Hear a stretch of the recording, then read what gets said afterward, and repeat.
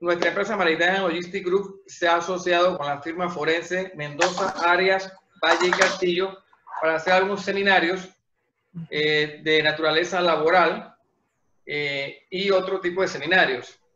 Nuestra empresa primariamente se dedica a lo que es la data de mercado. Nosotros proveemos data de todo lo que el país importa y exporta a empresarios panameños y a empresas de logística que hacen estudios sobre el movimiento de carga en Panamá. Además, publicamos una revista cuatrimestral que se llama Panorama Marítimo y Logístico, en versión electrónica y en versión copia, versión física. Además, tenemos una plataforma digital que se llama buscomejorflete.com. Es gratuita para importadores y exportadores para que ellos puedan pedir el flete marítimo, aéreo o terrestre. Es una plataforma independiente que agrupa un conglomerado de empresas que venden flete. Entonces, cuando el importador o exportador postea su flete en la plataforma se lo envía a ellos y ellos contactan directamente al comprador del flete. En esta ocasión, el seminario que estamos dando es la nueva normalidad laboral legal, donde el licenciado Rubén Castillo, que es un experto laboral de muchos años en la asesoría y consultoría laboral, nos va a tocar los temas más recientes que se han acordado, que el gobierno ha publicado, de cómo se va a afrontar esta nueva normalidad laboral. Las preguntas, por favor, yo sé que ustedes tienen muchas preguntas, anótenlas para que al final las hagan. Yo voy a estar pendiente de si se cae alguna de las conexiones con uno de ustedes para volver a aceptarlo. No manden preguntas por WhatsApp, sino que tengan las listas y al final ustedes le preguntan como quien dice, un mano a mano al licenciado Rubén Castillo, todas las inquietudes que ustedes tengan para esta segunda fase de apertura de empresas y lo que es la nueva normalidad laboral legal. Ya está la presentación abierta. Les presento al licenciado Rubén Castillo. Así que, Rubén, adelante. Gracias. Sí, buenos días. Gracias, Romer. Gracias por la oportunidad que da tu empresa para que podamos comunicarnos en este momento tan importante para el país, en que estamos afrontando la crisis de la pandemia del COVID-19 y obviamente sus consecuencias desde el punto de vista laboral y económico. Yo voy a dar un recorrido para situarnos en el tema. Desde que inició las consecuencias en el país con todas las normas que se han emitido, por lo menos las relativas a materia laboral, porque ha habido una frondosa capacidad del Estado para emitir normas en distintas fórmulas. Hay normas en materia fiscal, normas en materia sanitaria, normas en materia de relaciones internacionales, pero vamos a tratar de que esto se circunscriba al tema específicamente laboral. Ustedes me pueden interrumpir si tienen alguna pregunta, aunque obviamente lo mejor es terminar la presentación y al final abrir el espacio de preguntas y respuestas. Y aquí tenemos un problema con el... Vamos a ver. Perfecto. ¿En qué situación nos encontramos? Hay una pandemia a nivel global y esto inició desde el punto de vista de Panamá con una declaración de estado de emergencia nacional, que no de urgencia, como dice la Constitución. La emergencia nacional es una fórmula que está en la ley de contratación pública para que el Estado tenga una latitud mayor y pueda realizar compras sin que haya licitaciones públicas, precisamente por la situación que se afronta. Además, se genera una grave crisis económica, como veremos más adelante, tiene una influencia en las relaciones laborales desde el punto de vista de algunas figuras jurídicas. Originalmente, al inicio de la pandemia, se emitió el decreto 71 del 13 de marzo de 2020 que reglamenta el artículo 159 del Código de Trabajo. Fíjense que ese artículo 159, si ustedes tienen el código más, es el que regula la reducción de la jornada laboral. Y aquí comenzamos con una temática muy especial. Dice el artículo 159, el salario pactado no podrá ser reducido por ninguna circunstancia, ni aún mediante el consentimiento del trabajador. Y viene la parte que guarda relación con la crisis. En los casos en que por razones de crisis económica grave de carácter nacional, caso fortuito, fuerza mayor debidamente comprobado por las autoridades administrativas de trabajo, se ponga en peligro la existencia de la fuente de trabajo, se podrá de manera temporal modificar o reducir los horarios o la semana de trabajo correspondiente. El artículo continúa y aquí vienen algunas de las contradicciones en relación con la interpretación que ha dado el Ministerio de Trabajo. Si ustedes leen ese artículo, se dan cuenta que no existe ninguna limitación para la reducción de la jornada, más allá de las condiciones de que exista una crisis económica o situaciones de caso fortuito o fuerza mayor. Pero el Ministerio de Trabajo dio una interpretación de que solamente se podía reducir la jornada a la mitad, es decir, el 50% de la jornada que se venía sirviendo.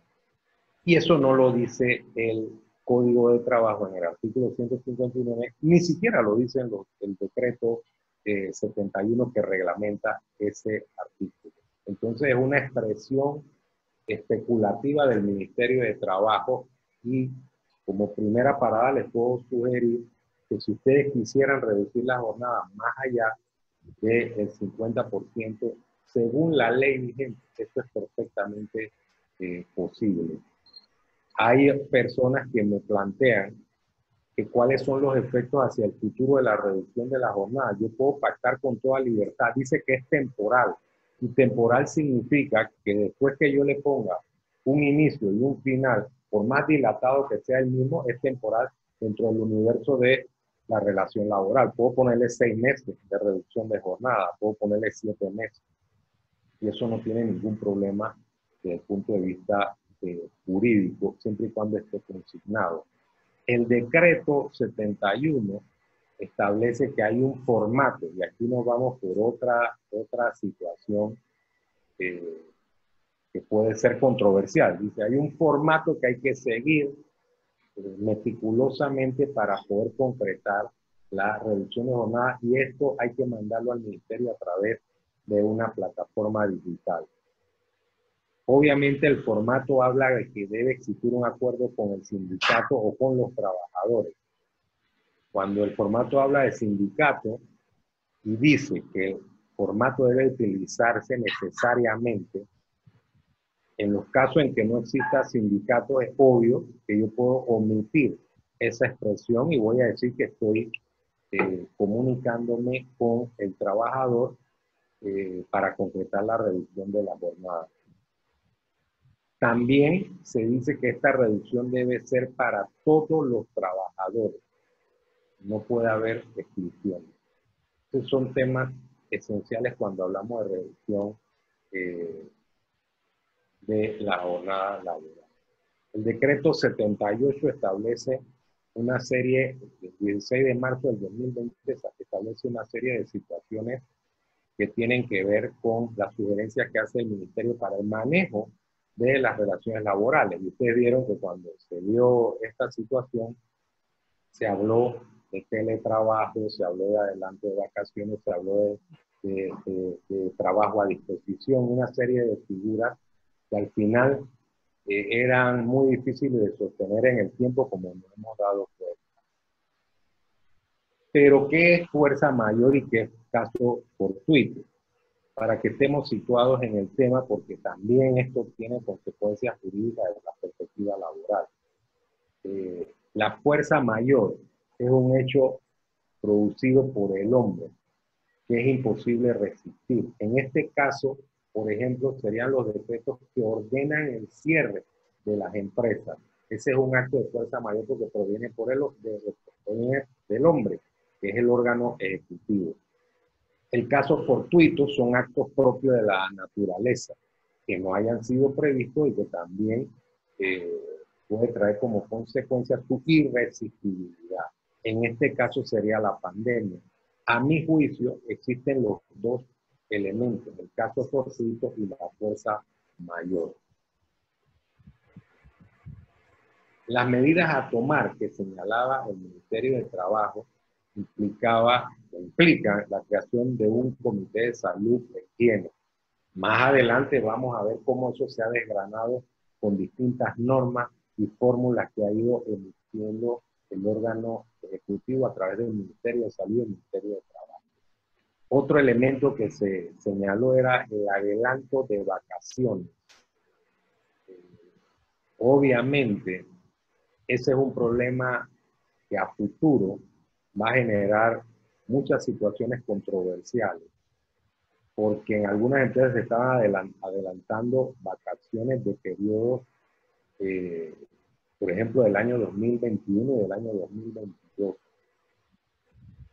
Llega un momento en que eso de verdad que sería, que generaría un desquiciamiento de la estructura administrativa. Obviamente el adelanto de vacaciones vencidas. A mí me han preguntado, por ejemplo, que cuando un trabajador está suspendido, si le puedo adelantar vacaciones. Sí le puedo adelantar, no lo puedo mandar de vacaciones. La distinción es que le puedo dar dinero, pero no lo puedo mandar de vacaciones porque las vacaciones son otra forma de suspensión de los efectos del contrato. Entonces no tendría sentido que tenga alguien suspendido y que a la vez esté de vacaciones, porque eso no es legal. Las licencias sin sueldo o sin goce de salario. Fíjense que aquí hubo una controversia porque el Ministerio de Trabajo decía que esa figura no existía en el Código de Trabajo. Yo no puedo mandar a alguien, para usar esa expresión, de licencia sin sueldo. Es imposible. El trabajador me la puede pedir como ordinariamente se ha hecho siempre. Tengo que ir a una universidad, tengo una necesidad personal que implica que requiere una licencia sin goce de salario por un par de semanas. El empleador es libre de aceptarla o no, no tiene la obligación. A su vez también podría ser por acuerdo de las partes. Eso debe quedar muy claro. No es cierto lo que dice el ministerio, salvo que haya interpretado que esa licencia sin sueldo va a ser impuesta por el empleador, cosa que no se puede hacer.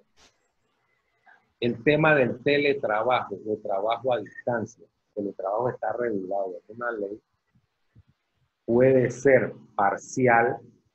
Fíjense, no es lo mismo parcial que la reducción de jornada cuando hablamos del teletrabajo.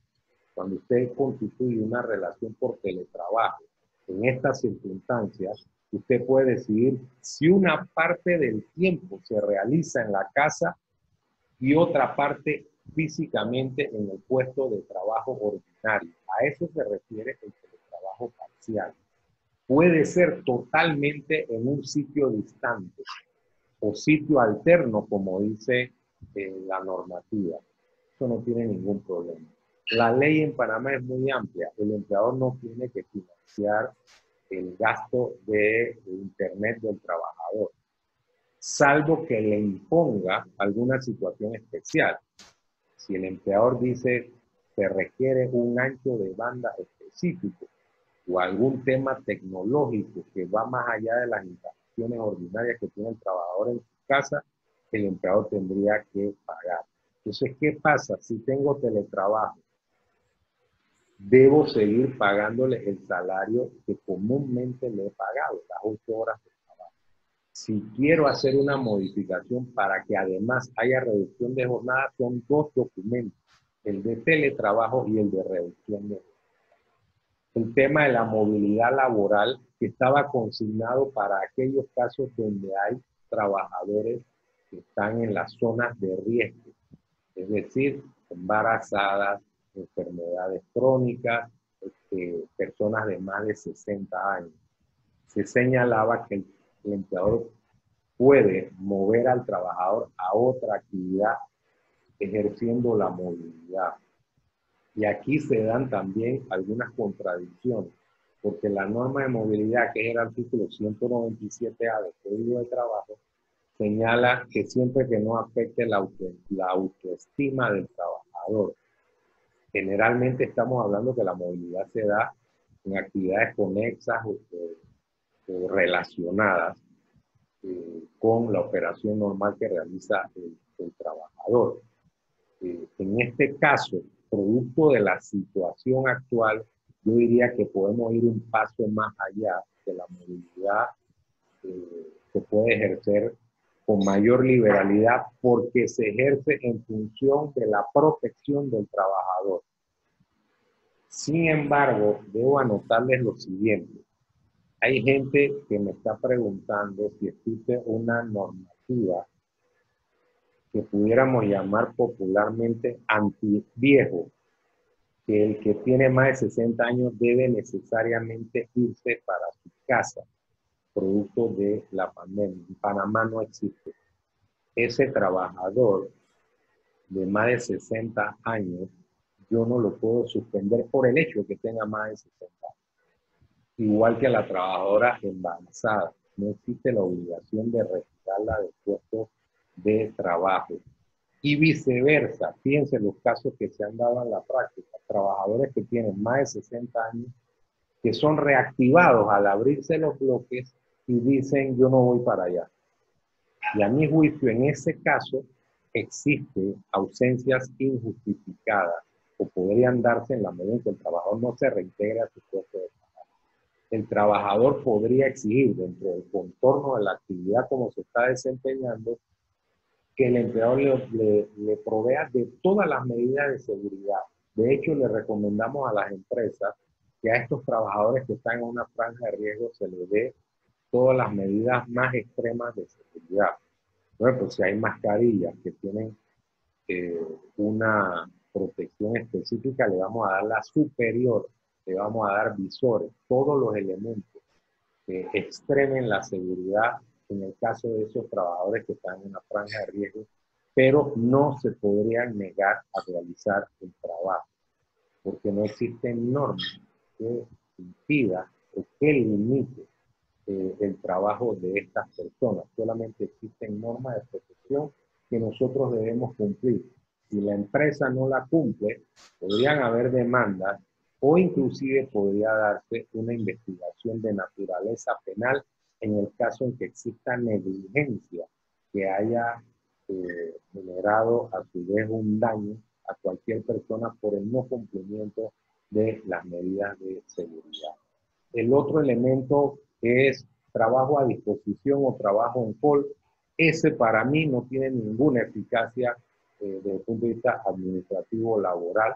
Ese trabajo en call supone que la empresa le pague a una persona que está esperando que lo llame y por esperar se le paga el salario. Entonces esto de verdad no ayuda para nada al empleador. Está el tema de la reducción de la jornada que ya la explicamos creo que de manera suficiente. La suspensión de los efectos de los contratos de trabajo que están regulados por el Código de Trabajo. Más adelante nos vamos a explicar con más detenimiento esto. Y la última medida, el despido. Esa medida del despido tiene varias connotaciones. Una connotación es el despido comúnmente conocido como el despido disciplinario, que es la terminación por una decisión del empleador, y el otro es por razones económicas. Si la empresa, fruto de la pandemia, entró en una crisis económica insalvable, que no puede generar la reactivación, podría solicitar la terminación de los contratos por razones económicas en un proceso que se lleva ante la Dirección General de Trabajo del Ministerio de Trabajo y Desarrollo Laboral. Yo estoy seguro que en alguna proporción estos procesos se darán, principalmente en la franja de empresas que se dedican a las llamadas actividades de diversión. Una gran cantidad de restaurantes, bares y discotecas, estoy seguro que no podrán resistir el embate de esta crisis, más ellos no tienen ni siquiera perspectiva de cuándo va a abrir su bloque, porque en la primera declaración del Ministerio de Salud se señaló que el bloque de ellos se abriría cuando se descubra la vacuna. Y en ese momento, cuando se descubra la vacuna, yo digo que haya restaurantes, bares y discotecas, por lo menos la mayoría, que estén en condiciones de poder abrir. El comité creación de un comité de salud e higiene. El Ministerio de Trabajo aprobará los protocolos para la creación de los comités en cada empresa. En cada empresa se genera un comité. Es un solo protocolo. Si existe unidad económica de las empresas, es un solo protocolo para todas las empresas. Es decir, ¿qué unidad económica? Empresas que están en un solo lugar, que tienen una sola estructura administrativa, que usan los mismos trabajadores, que ellas pueden hacer un solo comité. En cada establecimiento sucursal debe haber, un solo protocolo. En cada establecimiento sucursal debe haber un comité que se encargue de gestionar temas de higiene y sanidad. Esta idea básica que inició así se ha ido desarrollando y en alguna medida se le ha añadido algunos elementos que vamos a ver posteriormente. En el comité debe participar tanto empleadores como trabajadores de manera paritaria. La función del comité es salvaguardar la salud de los trabajadores. La primera consecuencia desde el punto de vista laboral son las multas que establece el decreto 78. Pero fíjense también que en función del Código Penal pudiera haber una investigación penal que tiene o guarda relación con el hecho de que la empresa no cumpla deliberadamente con las medidas de seguridad. Y saben que las penas en estos casos van de 10 a 15 años de prisión. Así que hay que tener mucho cuidado cuando se elaboran los protocolos, cuando se aplican los protocolos y en el seguimiento para que no caigamos en una situación tan dramática como esta. No creo que en todas las circunstancias el Ministerio Público va a hacer una investigación de naturaleza penal, pero si hay actos de negligencia que produzcan el mantenimiento, desarrollo y promoción de la pandemia por un acto negligente, sí que puede haber una investigación de naturaleza penal. El adelanto de vacaciones lleva a adelantar un derecho que el trabajador no tiene. Si se adelantan las vacaciones, debe tener claro que en el tiempo en el que le toca no podrá disfrutarla. Estamos hablando del dinero. Este es un tema importante. Si la persona, a uno le adelanta el dinero, el tiempo queda pendiente y la persona cuando quiera irse de vacaciones, como empleado le vamos a decir que ya le hemos pagado. Según la ley, según los decretos más bien, yo debo decirle a las personas que tienen más de 60 años, que tienen enfermedades crónicas y trabajadoras embarazadas, yo debo decirle, dice el decreto de una manera un poco abstracta, podrán irse de vacaciones, podrán, que no es una expresión imperativa. Eso significa que no lo puedo obligar a que se vayan de vacaciones. Sin embargo, cuando usted entra en el sitio web del Ministerio de Trabajo y ve una consulta que se hizo sobre el tema, de manera lacónica dice, no, usted lo puede obligar porque de repente hasta lo puede despedir. Y eso en realidad jurídicamente no debió ser una respuesta, porque no existe ninguna norma que diga que yo puedo obligar al trabajador a que tome vacaciones adelantadas, y mucho menos que esto configure una causal de despido.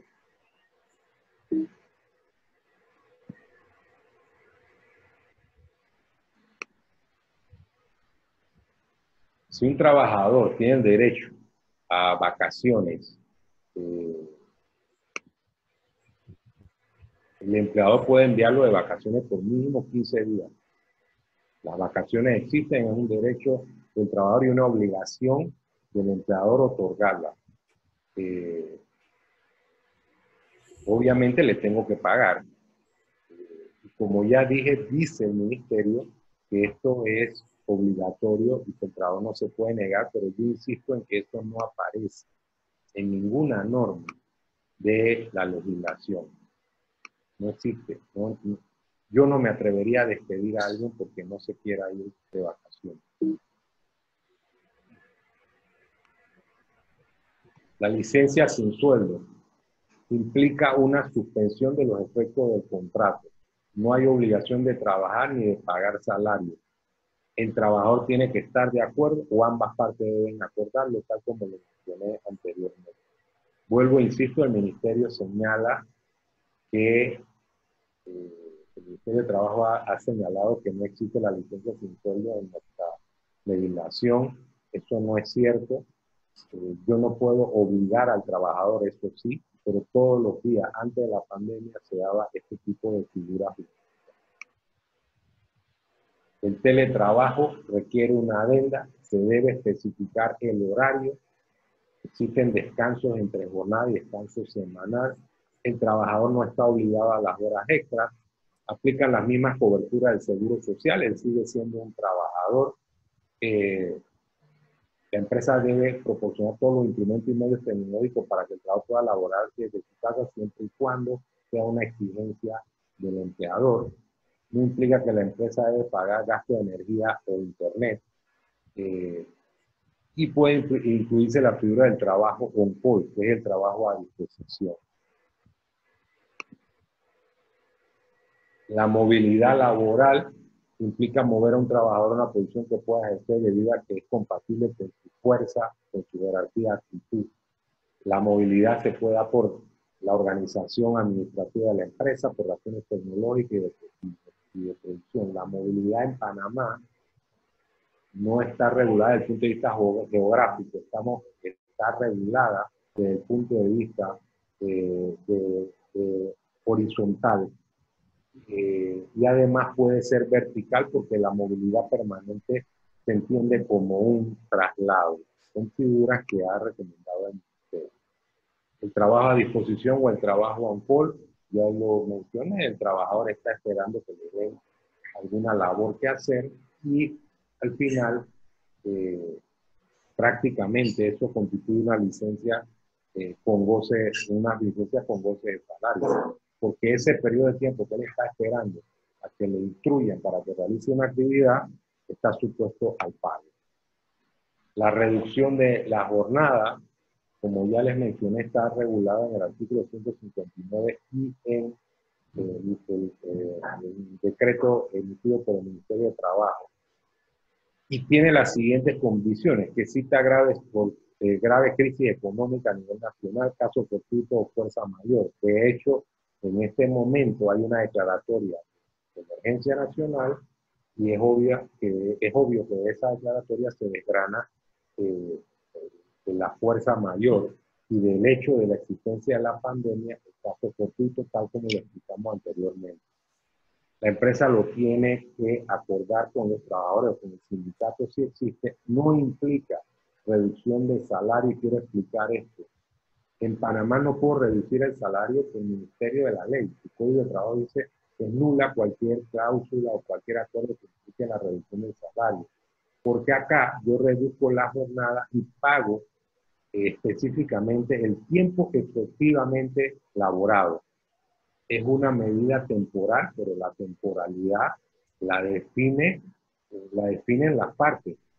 4 meses, 5 meses, 6 meses, 7 meses, es una relación de carácter indefinido. Yo podría hacerlo a mi juicio. Ese es el concepto de temporalidad, que yo establezca el inicio y establezca el final. Esto debe ser remitido al Ministerio de Trabajo, a la plataforma correspondiente. Disculpe que lo interrumpa.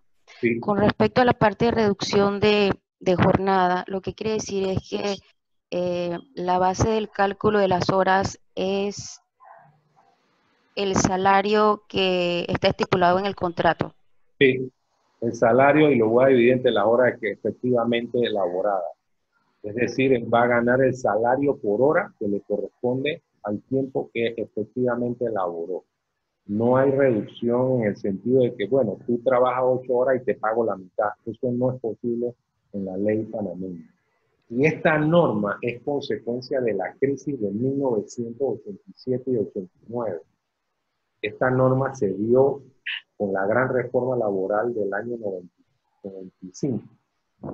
94-95, o en la administración del presidente Pérez Valladares, se cambia el Código de Trabajo y se introduce esta norma porque con la crisis de los últimos años de la dictadura de Noriega, en la práctica se dieron reducciones de jornada, pero esas reducciones que se dieron de hecho implicaban que la gente trabajaba 8 horas y le pagaban la mitad.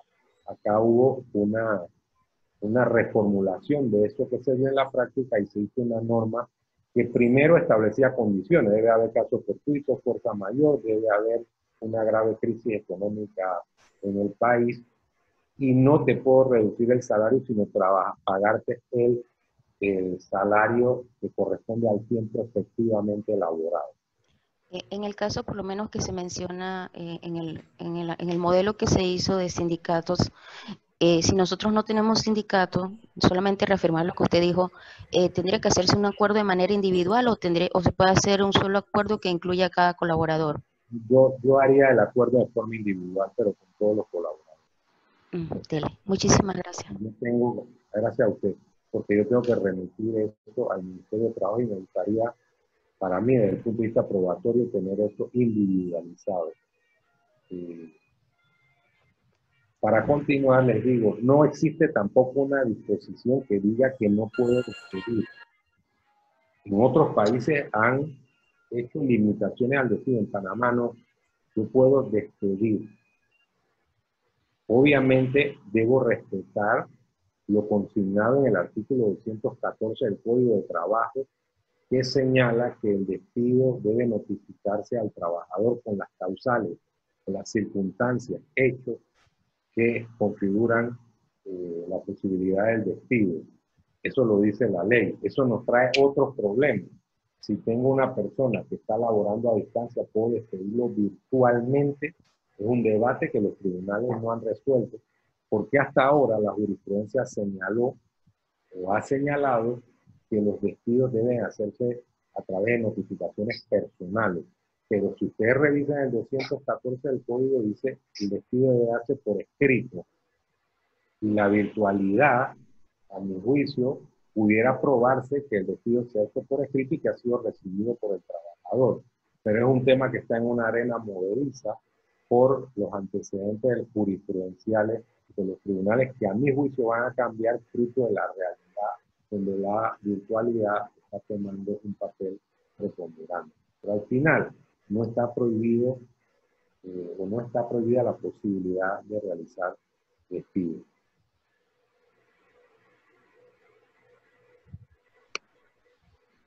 Otras normas importantes. Fíjense lo siguiente.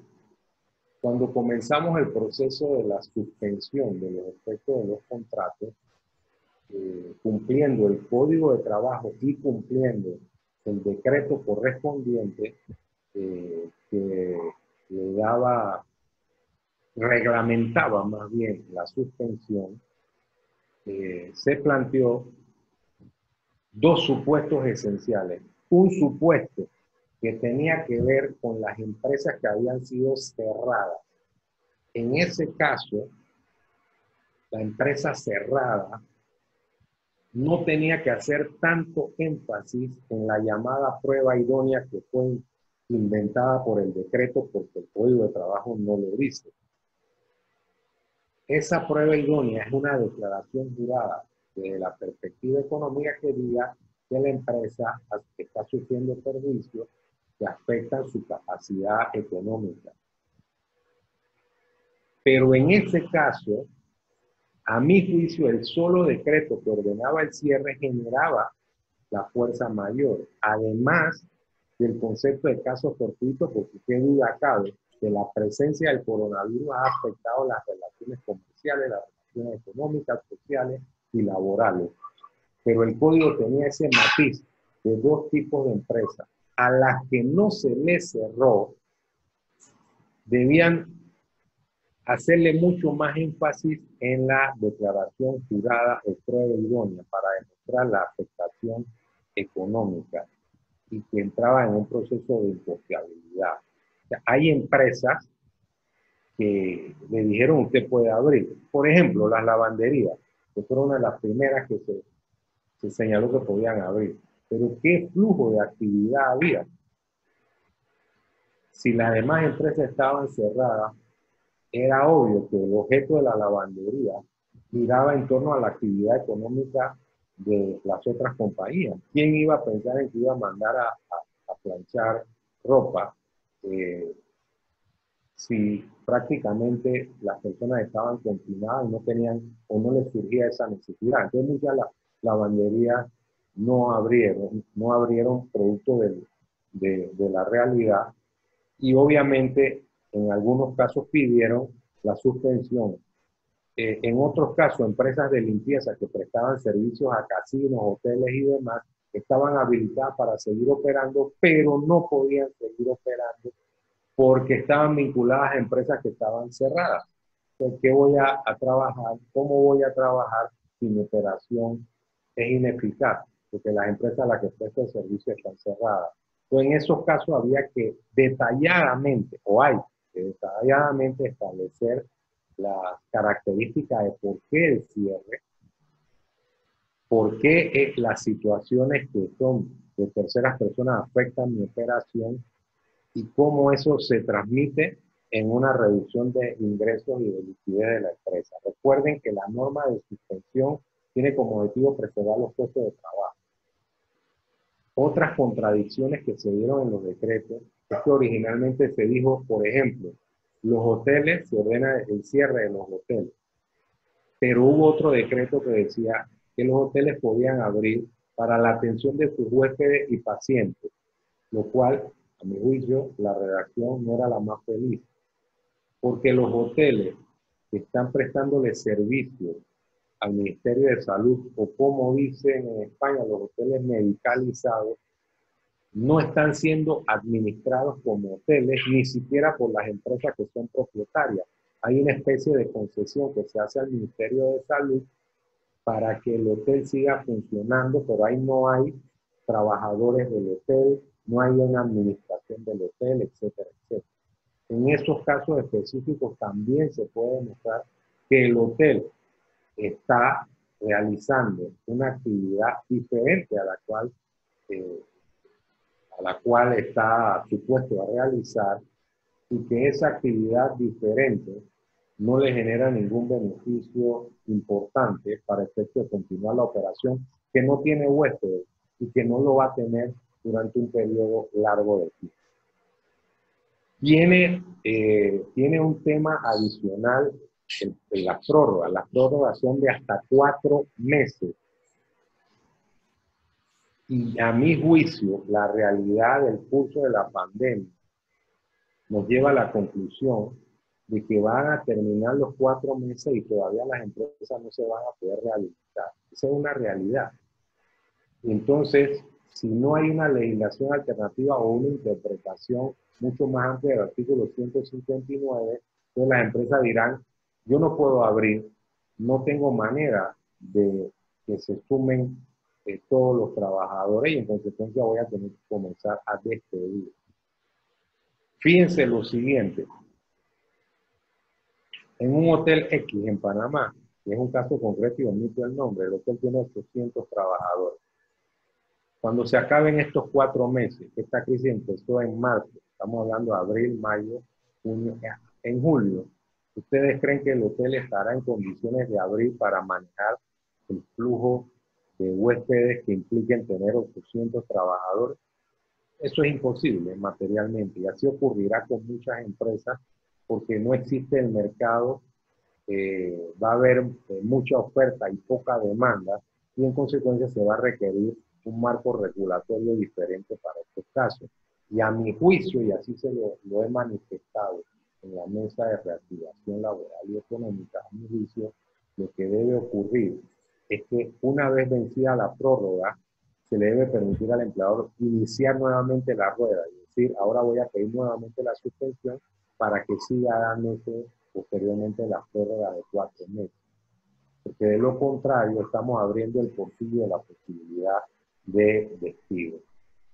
Luego de que se dio el fenómeno de la suspensión, entonces venían las solicitudes de prórroga.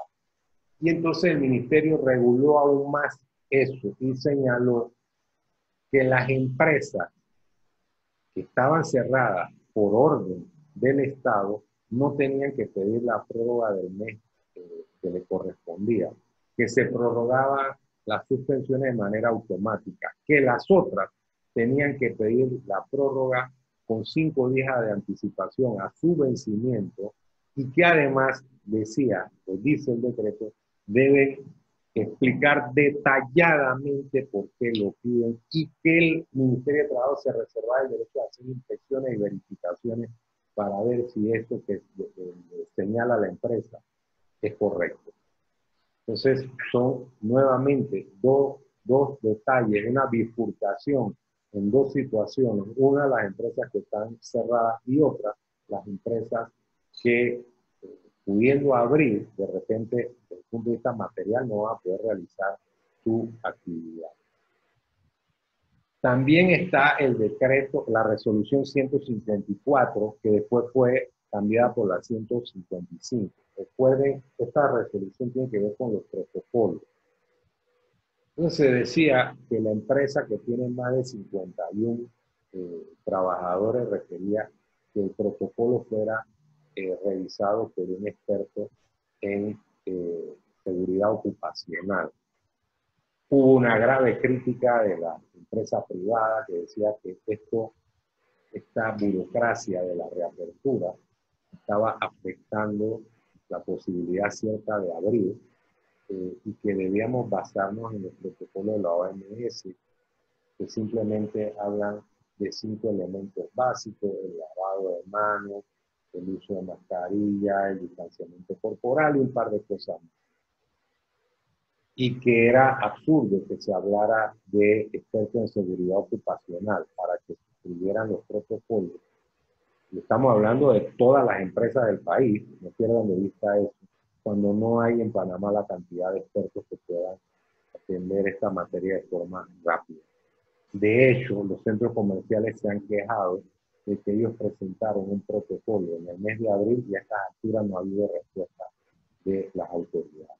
Fruto de esas quejas vino la resolución 155 que modificó la 154 y estableció una amplitud. Dice, bueno, los que tengan menos de 51 trabajadores, un gerente de recursos humanos, alguien que tenga conocimiento, que haya tenido cursos, puede hacer el protocolo y someterlo. Además, se aclaró que ese protocolo no era condición para abrir.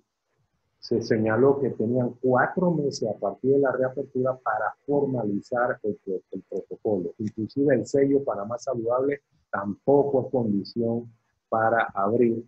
Y se señaló también que el Ministerio de Trabajo y el Ministerio de Salud iban a acompañar a las empresas para que pudiesen cumplir con las fórmulas de seguridad. Eso en una medida mejoró lo que existía, pero todavía hay varias cosas que están en el ambiente. Una de las cosas básicas que está en el ambiente es una declaración de la ministra de Salud que señaló que al final las empresas debían proveer las pruebas para descubrir si una persona era positiva o no. Y es un reclamo que tienen los trabajadores, un sector de los sindicatos, que dicen que las empresas deberían practicar esas pruebas. Y obviamente el sector privado está señalando que es un tema de salud pública, que las empresas no pueden dedicarse a practicar las pruebas, que sería un problema difícil, es un tema de salud pública que debe ser atendido por las autoridades específicamente. Después también se habló del tema de las alfombras clorificadas. Y se ha dicho con claridad que estas alfombras no son una obligación desde el punto de vista del protocolo. Las empresas pueden ponerlas como una medida adicional, pero que no son obligatorias. También se habló de las mascarillas de tela frente a las mascarillas desechables, porque originalmente se dijo que las empresas debían proveer las mascarillas desechables. Pero la ministra de Salud también ha aclarado que se pueden utilizar mascarillas de tela, siempre y cuando tengan los filtros que permitan determinar que hay una protección específica.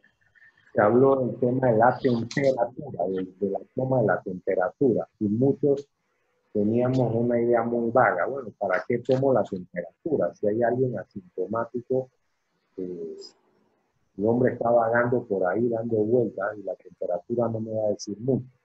Pero ayer hubo una reunión con las autoridades de salud y la directora de salud, Nadia Portel, hizo una explicación espléndida de esto. Las personas asintomáticas pueden tener fiebre y no se dan cuenta. Entonces la herramienta de la temperatura es importante en el combate contra el COVID-19. Entonces señalaba que las personas deben tomarse la temperatura en la mañana, los trabajadores, y en la tarde también al salir. Esto es un mecanismo de determinar si la persona puede estar asintomática. Y decía la doctora, si alguien tiene más allá de 37 grados, no debe entrar a la empresa o algún lugar público, porque hay una presunción de la posibilidad de que esa persona sea un asintomático. Desde el punto de vista del distanciamiento, hay un debate también porque hay empresas con espacios limitados donde el distanciamiento de 2 metros o 1,50 metros es muy difícil de cumplir. Entonces se está debatiendo sobre el uso de mecanismos de seguridad más fuertes en esos casos y no evitar que la empresa funcione por la ausencia del distanciamiento. Son temas fundamentales que se están dando en relación con el protocolo.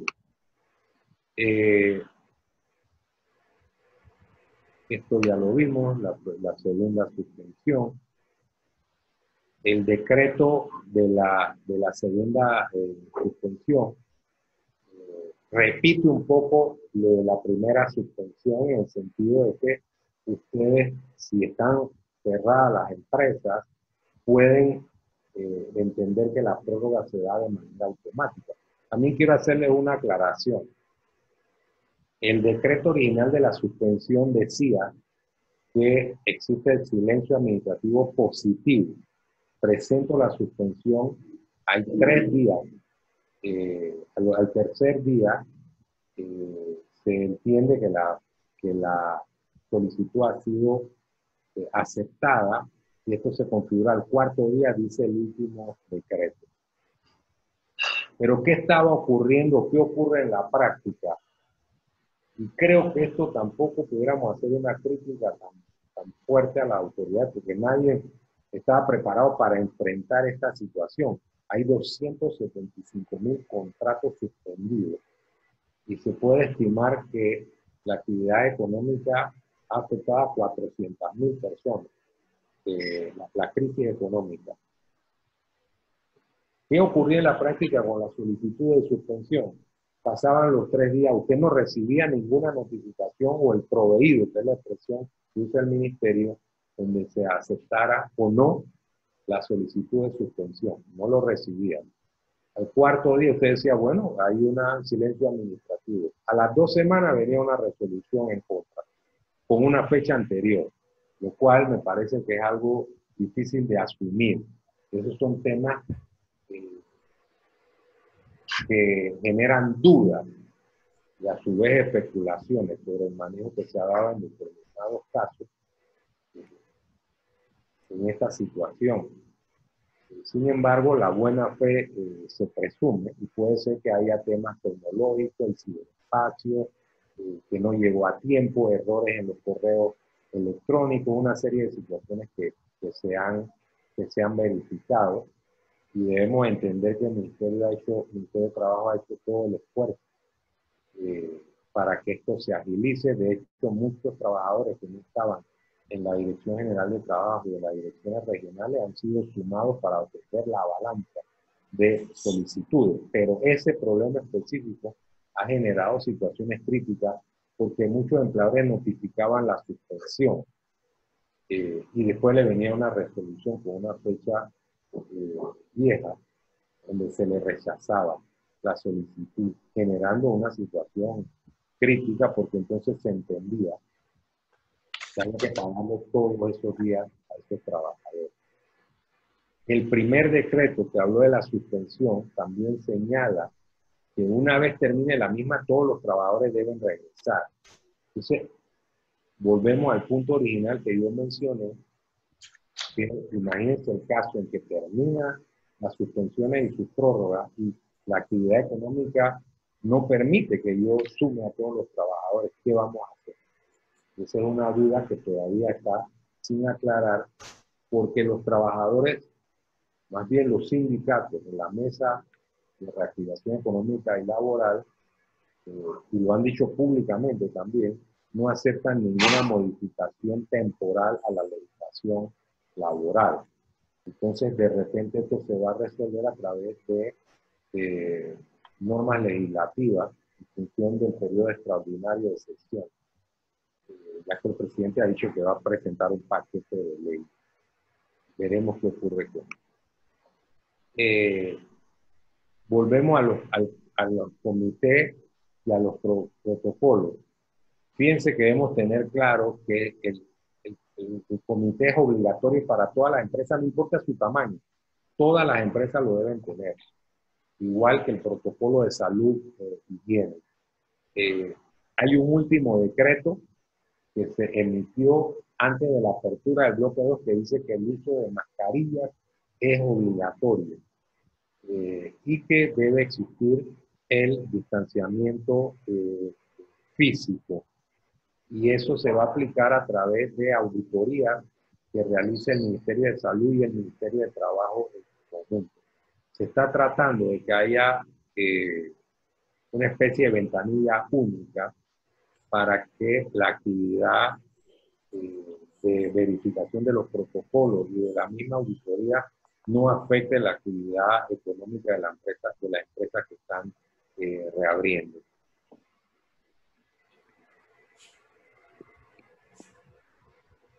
¿Qué pasará después de la prórroga?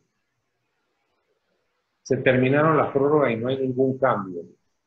Obviamente el desempleo material y desempleo en alguna medida formal, porque cuando hablamos de suspensiones, la persona no está devengando un salario y tiene una expectativa de retorno, pero esa expectativa tiene una situación muy imprecisa, pues no sabemos en qué condiciones van a estar las empresas y de repente va a prescindir de los servicios del trabajador. Las especulaciones por parte de los expertos económicos hablan de un 30% de desempleo. Esto es serio, no ocurrió en Panamá desde hace más de 40 años. Y si no existe el marco regulatorio que permita, por ejemplo, fíjense las ideas que se están generando, por ejemplo, que podamos tener mayores posibilidades de contratos por tiempo definido cuando haya actividad específica que lo amerite, que podamos utilizar el tiempo de la jornada de trabajo y llevarlo a un día específico con mayor cantidad de horas sin pago de horas extras por un periodo de tiempo, para tratar de que el empleador de las empresas puedan obtener un mejor rendimiento en días donde ahorita, si no se restablecen para efecto del interior de la República los días puentes para tratar de llevar el turismo interno, que va a ser mucho más importante por la crisis de las líneas aéreas, llevar más gente al interior, que vamos a tener problemas sociales, económicos y de toda naturaleza. Yo creo que dentro de las herramientas que tienen los empleadores está también las terminaciones por mutuo acuerdo, que también son válidas durante este periodo, y también está las terminaciones para aquellos trabajadores que tengan menos de 2 años. El otro tema que se ha preguntado mucho es qué pasa con los contratos por tiempo definido. Y a nuestro juicio, aunque el trabajador esté suspendido, el contrato finaliza en función de lo originalmente pactado. Es decir, el contrato definido se suscribe con una cláusula de término que es conocida por ambas partes. Entonces, eso tiene un tratamiento diferente a la terminación por razones disciplinarias. Porque, a mi juicio, si hay razones disciplinarias, el trabajador debe estar prestando su servicio efectivamente, es decir, debe ser reactivado. El Ministerio de Trabajo también ha señalado que las reactivaciones deben ser notificadas a la institución mediante una plataforma digital. Cada vez que usted reactiva a un trabajador, porque recuerde que esto tiene una comunicación con la ley con la norma del bono solidario. El trabajador entra en un listado cuando esté suspendido. Si comienza a recibir algún tipo de ingreso, él debería estar fuera del programa del bono solidario.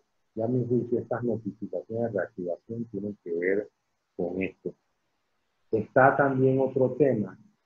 ¿Qué hacemos con el cálculo del 13º mes, el cálculo de las vacaciones a futuro, etcétera, etcétera? El 13º mes queda en agosto.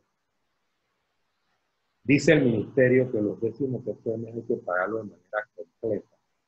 Sin embargo, no es lo que dicen los decretos que señalan o que le dan vigencia a esta bonificación. Según los decretos, se toma en cuenta para su cálculo los salarios efectivamente recibidos. Eso es lo que dice textualmente uno de los decretos que reglamenta el decreto del gabinete 221 del año 71, que es el que crea la figura del 13º mes. La opinión del Ministerio de Trabajo no es esa, pero la opinión de ellos contrasta terriblemente con lo que dice la ley. Y les digo que no es el Ministerio de Trabajo el que hace la interpretación sobre la aplicación de esta norma, la hace el órgano judicial. Así es que es lo que dice la ley. En cuanto a las vacaciones, hay un artículo muy claro en el Código de Trabajo que se refiere al tema de las vacaciones. Fíjense lo que dice la ley, ¿no? Miren lo que dice el 208 del Código de Trabajo. El periodo de suspensión de los contratos de trabajo no afectará la antigüedad del servicio de los trabajadores y en consecuencia se computará para la determinación de todas las indemnizaciones y prestaciones establecidas en este código derivadas de la antigüedad del trabajo. No obstante, si el término de suspensión fuera superior a 15 días en el curso de 11 meses, se descontará por el empleador a liquidar las vacaciones anuales. Si la suspensión es superior a 15 días, se va a descontar de las vacaciones. Y ahí está la figura que nos permite interpretar cómo vamos a pagar las vacaciones de aquí en adelante para efectos de los trabajadores que hayan estado suspendidos. Ahora sí, entramos en el mejor periodo, que es el periodo de las preguntas, las dudas o las consideraciones que tengan ahí. No sé si las quieren hacer por el chat. Buenas. Sí. Me gustaría hacer una consulta con respecto al fin del contrato en periodo de suspensión. Usted lo acaba de mencionar. Cuando ambas partes ya tienen conocimiento de que el contrato tiene una fecha de vencimiento, sin embargo, eso se dio en el periodo de suspensión, mi duda es, ¿hay que entregarle la notificación de que se terminó el contrato o en ese aspecto, como todo está suspendido y hay personal que no está acá en Panamá, que se fue para las comarcas? Sí, ¿Cómo se hace? Una pregunta. Yo lo notificaría a través de otro tipo de medio, ¿no? Si no puedo notificarlo personalmente. En el caso de los contratos definidos, y es una interpretación que yo hago, no le puedo decir que eso se pueda poner la mano en el fuego. ¿Por qué? Porque dice, ¿cuál es el efecto de la suspensión? No pago el salario y no trabajo, pero la antigüedad se mantiene. Entonces, el contrato definido es un pacto entre las partes que señala cuándo va a finalizar. Entonces hay un curso natural. Normalmente uno le entrega una carta diciendo, le recuerdo que la relación finalizará conforme al contrato a fecha tal. Pero yo no debería recordar algo que el trabajador conoce porque tiene un conocimiento que se originó cuando firmó el contrato de trabajo. Entonces, en esta situación, yo no esperaría levantar la suspensión, porque la norma dice que lo único que está suspendido es la obligación de trabajar y la obligación de pagar el salario, no el curso de la antigüedad. O sea, para mí eso, por ahí, sería, a mi juicio, la interpretación correcta de la ley. Acá en el chat hay otras preguntas. Pueden hacer las preguntas a viva voz. Buenos días. Sí. Buenos días, licenciado. Le habla Ginela Barría de US Pharmacy. Quería hacerle una consulta con respecto al tema de los comités de salud. La US es una empresa que tiene diferentes sucursales. Tenemos una misma actividad económica. Estas sucursales sí tienen avisos de operaciones diferentes. Usted comentaba de que se hace un solo protocolo y que los comités en las diferentes sucursales sí eran independientes uno del otro. Yo quisiera estar un poco más clara al respecto porque no sabemos cómo se presenta el Mitradel, si como la empresa completa o por sucursal en este caso. Estamos hablando de los protocolos. Sí, correcto, del protocolo. Bueno, el tema es que si son razones sociales diferentes, tendrían que declarar la existencia de una unidad económica para entonces presentar un solo protocolo con comités en cada establecimiento, que son cosas diferentes. Si no, van a quedar haciendo protocolos para cada razón social. O sea, si cada establecimiento tiene una razón social diferente, técnicamente deben tener un aviso de operaciones diferentes. Correcto, tiene aviso de operaciones diferentes, pero el representante legal es el mismo. Claro, tendrían que hacer un protocolo por cada establecimiento, salvo que declaren que hay unidad económica, que eso es posible. No lo dice expresamente el decreto, pero primero, desde el punto de vista laboral, la unidad económica es una figura que existe en el Código de Trabajo.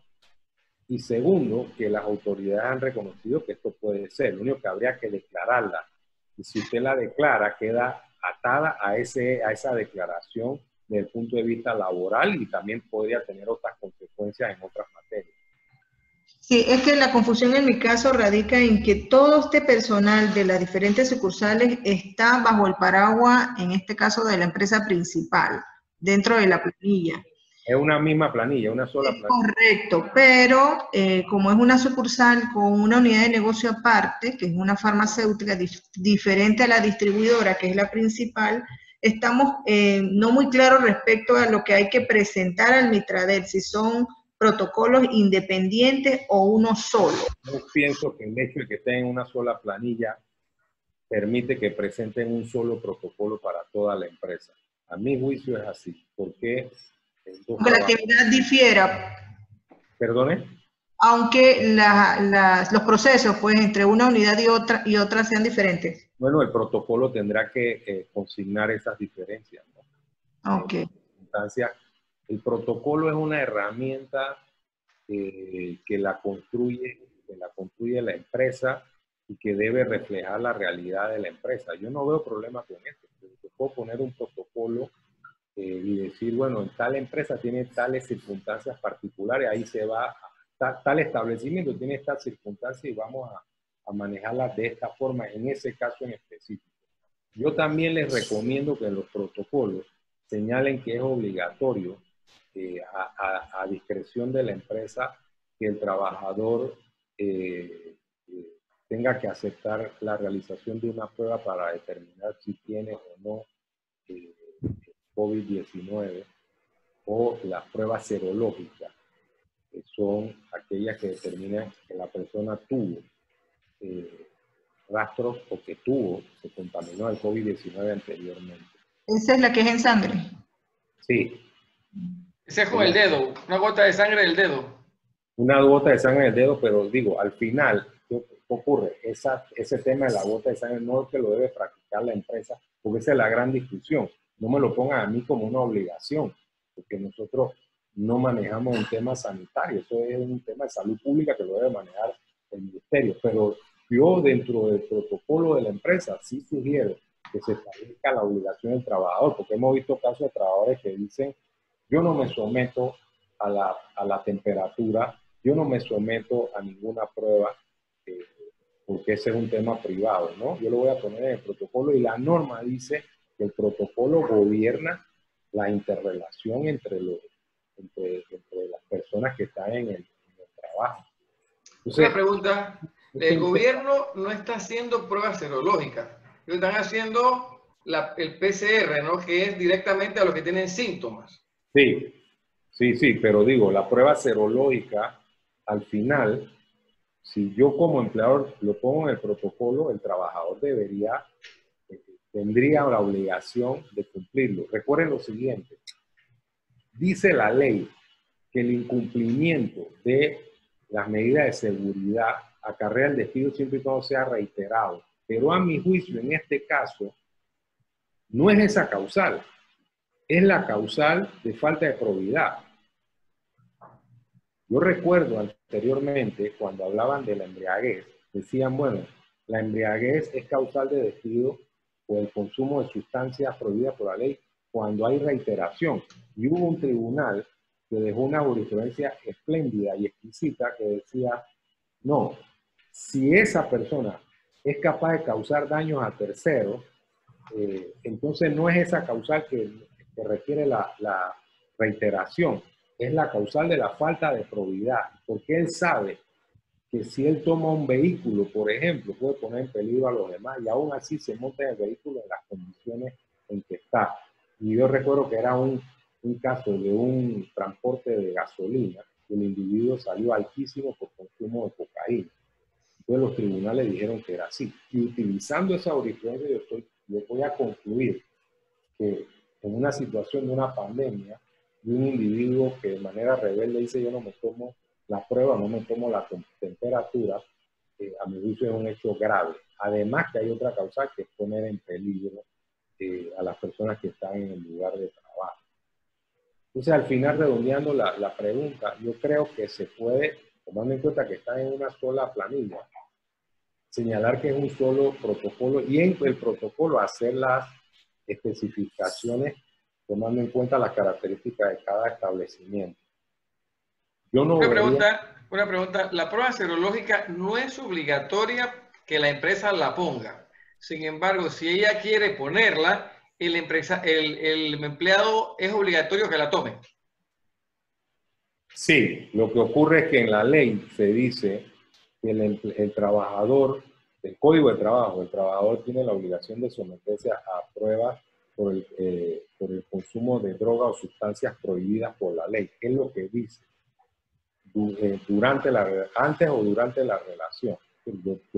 Yo puedo decirle a una persona que quiere buscar trabajo, quiero que te hagas esta prueba.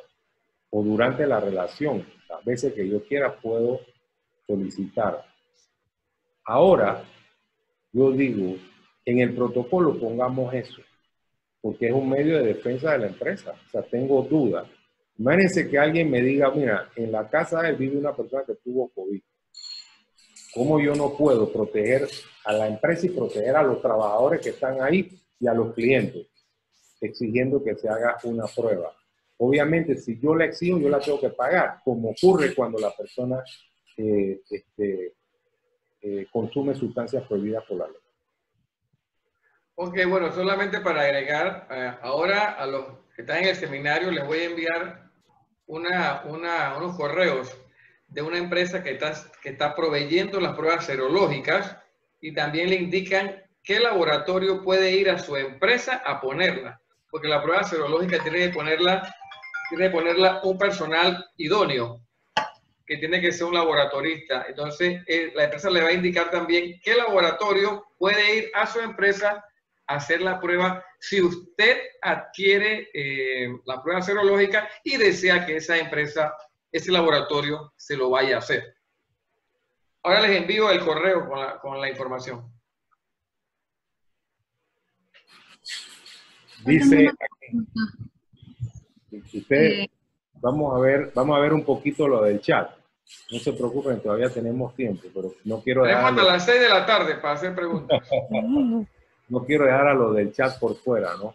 La suspensión de contrato no puede ser más de 4 meses. Sin embargo, si tengo un trabajador con 3 meses suspendido y lo reintegro, pero resulta que la situación del país me sigue afectando económicamente, ¿lo pueda volver a suspender? ¿Por cuánto tiempo?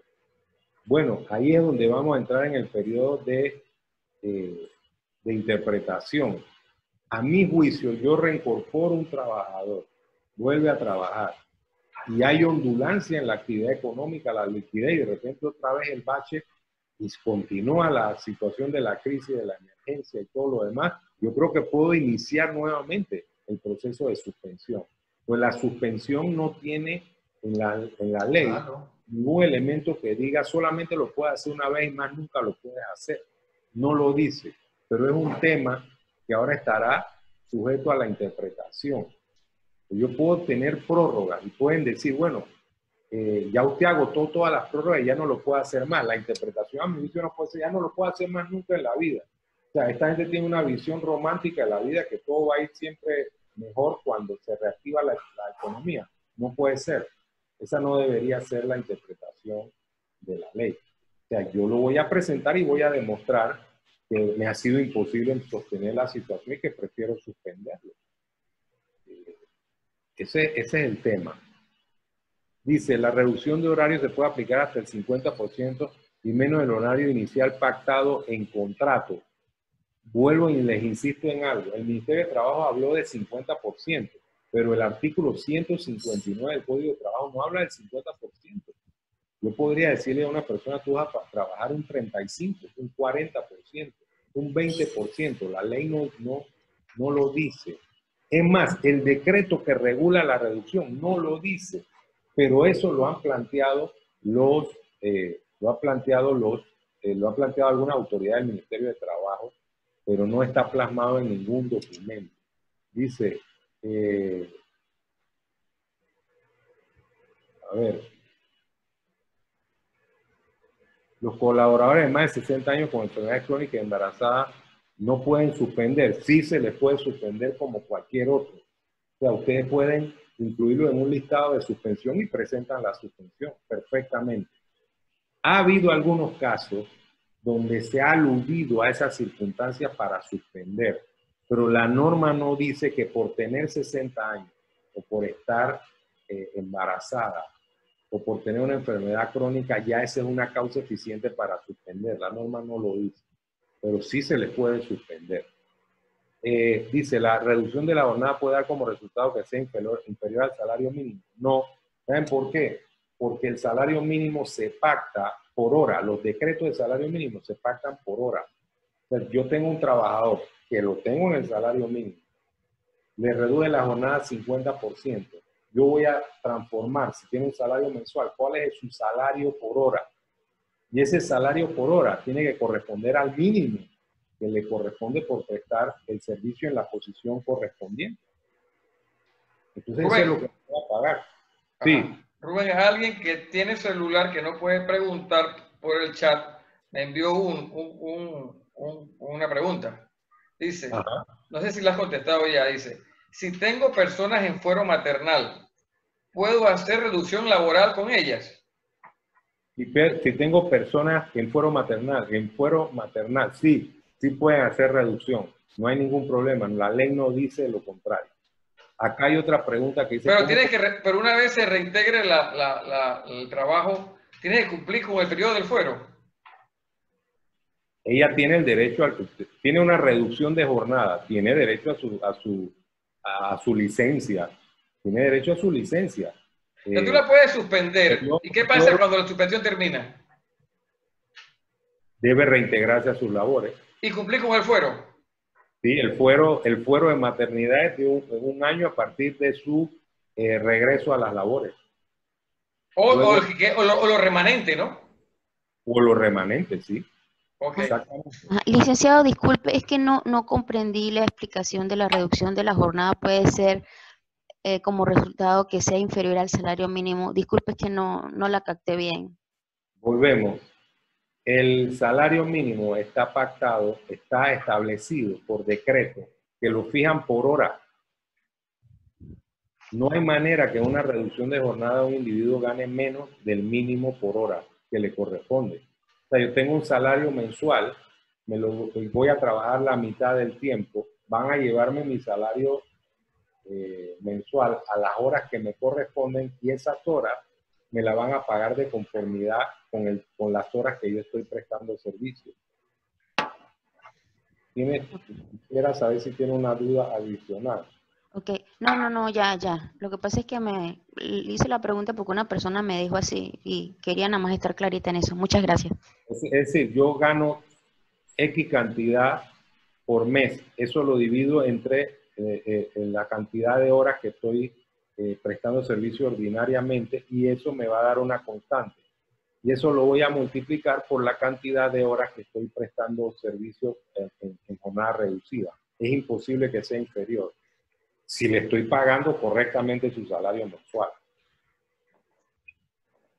Es más, la ley no lo permitiría. ¿Cómo contempla la Caja de Seguro Social la suspensión de contratos por el COVID para cuotas asegurados que no ha declarado en este periodo? En 0-0. De hecho, el programa CIPE tiene un problema. No tiene el renglón o la pestaña relativa a la fuerza mayor o caso fortuito. Entonces lo pone como licencia sin goce de salario. Dice, cuando hago reducción no puede haber exclusión, pero si la necesidad del negocio me requiere tener 2 jornadas completas, ¿qué pasa? Sí, nosotros como abogados sí hemos sugerido, bueno, yo voy a tratar de cumplir lo más posible lo que dice la ley. Los decretos han generado algunas interpretaciones de la ley que no son correctas.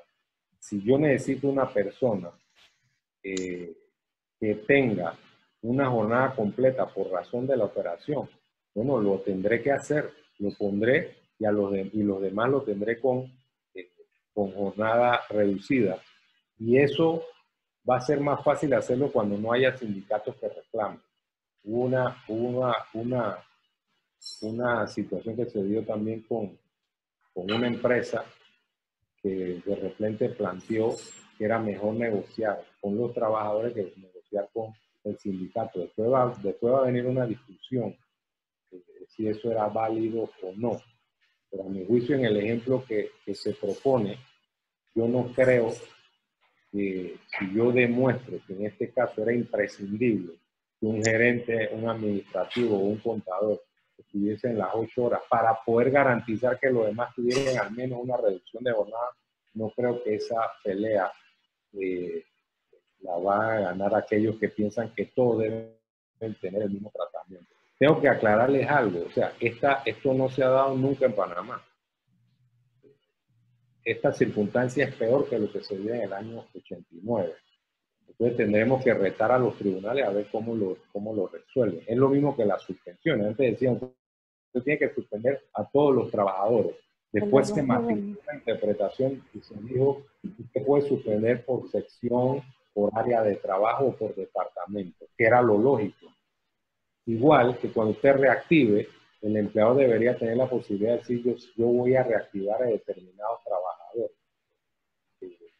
Sería bueno que aclarara qué pasó en el 89, porque aquí hay unos que no habían nacido en esa época. La mayoría no había nacido, con toda seguridad. Bueno, el problema era que al final de la dictadura de Noriega, con la invasión, vinieron una serie de situaciones laborales, se dieron desde el año 87, hubo una reducción de jornada de hecho y demás. Cuando entra el nuevo gobierno en el año 90, se decretan, más bien se emiten leyes que en primer lugar hacían que las convenciones colectivas se prorrogaran, que no se negociaran.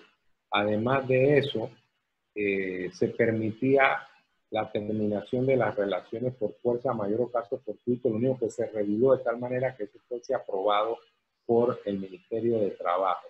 De esa manera pudimos regresar a la normalidad, una serie de medidas que se tomaron que ahora han servido de marco de referencia para ver qué vamos a hacer en el futuro.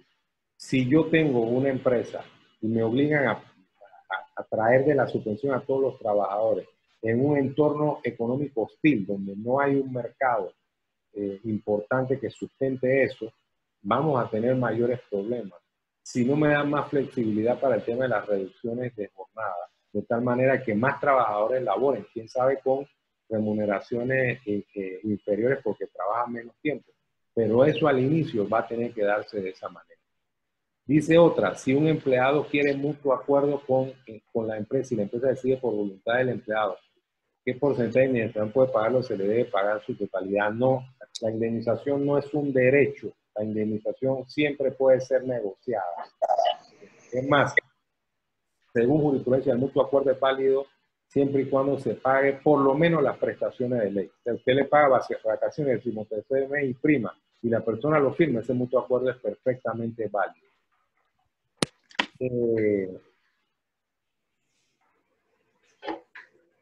A ver...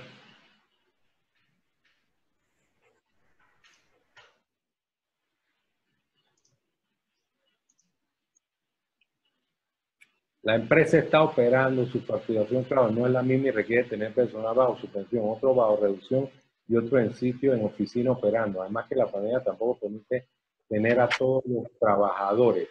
Bueno, el decreto original 71 permitía que usted tomara una serie de medidas, ¿no? Que el teletrabajo, el tema de las vacaciones, etcétera, etcétera. En este caso, tengo a trabajadores suspendidos. ¿Dónde está la posibilidad? Dice, tengo suspendido, pero tengo un grupo que los voy a reactivar. Ahora el ministerio ha aceptado eso, las reactivaciones. Simplemente uno manda las reactivaciones al ministerio a través de una plataforma para que ellos tengan una especie de encuesta de los trabajadores que ya no van a estar sujetos al bono solidario. ¿Dónde está el problema? El problema está en que el marco regulatorio que tenemos dice solamente son la suspensión por un mes y hasta 4 meses de prórroga. Cuando terminó eso, ¿qué hacemos? No sé qué interpretación le van a dar cuando eso acabe. No sé qué interpretación le van a dar. Mientras tanto, usted puede tener a las personas en teletrabajo. A mi juicio, la reducción de la jornada opera por largo tiempo. Porque usted puede decir, usted tendrá reducción de jornada por 7 meses prorrogable, por ejemplo. Y ese pacto es perfectamente válido. El teletrabajo puede ser también manejado con una reducción de jornada adicional. Y son herramientas que sí se pueden utilizar para mitigar los efectos de la situación en caso de que se entienda que todos comiencen a trabajar. Y en casos extremos también se pueden terminar las relaciones con algunos trabajadores. Algunas empresas han terminado con los trabajadores que tienen menos antigüedad, uno de 2 años, periodos probatorios, etcétera, etcétera. Dice, en el caso de reducción de jornada, ¿cómo afecta si el trabajador tiene gasto de representación? El gasto de representación es salario que se paga de manera permanente, no lo puedo disminuir. Eso significa que voy a tener que hacer una disminución proporcional a la reducción de la jornada. Porque el gasto de representación dado de manera permanente es salario. Para despedir o llegar a un mutuo acuerdo debo primero reintegrar al colaborador, excepto que sea por un 212. Yo creo que el mutuo acuerdo lo puedo hacer aunque el colaborador no esté efectivamente en el trabajo. Puedo ir a la casa con un mutuo acuerdo y firmarlo, con un trabajador suspendido. Si lo voy a despedir, yo sí creo que habría que tener al colaborador en la empresa. Rosalía levantó la mano. Perdón. Diga. Ok. Muchas gracias, licenciado. Tengo 2 consultas. La primera, uno de los colaboradores de acá, de la oficina, ella dice que tiene COVID. Se le pidió la prueba porque aparte que eso está en el protocolo que exige el ministerio, ella no la ha entregado La persona tiene un historial de cosas que dice que pasan y realmente nunca sabemos si es verdad que le pasa, pero el punto es que ella se niega a entregarlo y aparte de eso está renunciando de manera verbal por un mensaje. Eso no es válido pues para nosotros como empresa, pero el problema se me presenta si de verdad ella no regresa, su contrato termina en septiembre. Entonces, ¿cómo debo hacer si ella no regresa sabiendo de que el abandono no es una figura legal a la que yo me puedo apoyar para darle terminación a ese contrato? A ver, la renuncia verbal no existe porque la renuncia es calificada según la ley. Debe estar por escrito y ratificada ante el ministerio. El ministerio ha abierto la posibilidad de que las renuncias se den virtuales, que se manden por una plataforma y con ello se homologaría lo que dice el Código de Trabajo. Entonces, eso que la persona hizo no tiene ningún valor. El otro detalle es si tiene un contrato definido que termina en septiembre. Quiero aclarar algo cuando hablamos de contrato definido. Uno dice, bueno, yo le termino el contrato definido. El trabajador puede disputar la caracterización del contrato como definido. Recuerden que el derecho laboral es un derecho que se basa en la primacía de la realidad. Es decir, a mí me contratan como gerente y me dicen, usted tiene un contrato definido. Pero la ley dice que los definidos solamente pueden serlo en determinadas circunstancias. Si va a sustituir a alguien que ejerce una posición permanente porque se fue de vacaciones, se fue de licencia de maternidad, etcétera, etcétera.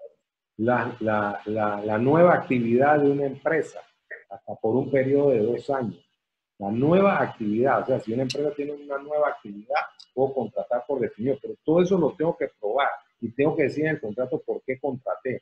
Porque puede ser que el trabajador, cuando yo le diga, se acabó la relación porque escribió el contrato, vaya a disputarme eso y diga, no. Ahí dice eso, yo lo firmé, pero la ley me ampara y yo voy a demostrar que esa relación en la práctica era indefinida. Entonces, hay que tener cuidado. Presumamos que lo que usted dice es cierto y que no hay ningún problema, que en septiembre se termina. Bueno, yo, mientras ella no regrese, no puedo hacer mayor cosa.